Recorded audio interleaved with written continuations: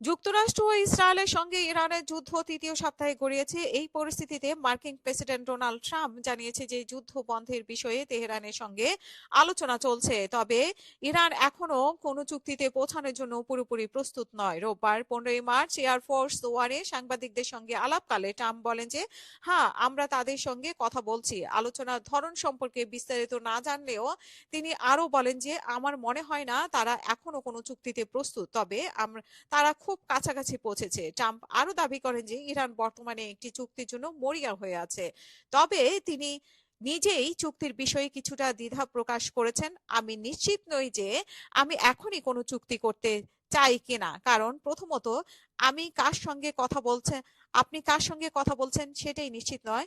তাদের অধিকাংশই নেতৃত্ব তো নিহত হয়েছে। এবং ট্রাম্প আলোচনায় দাবি করলেও ইরানের পররাষ্ট্রমন্ত্রী আব্বাস আগারচি সরাসরি তা অস্বীকার করেছেন।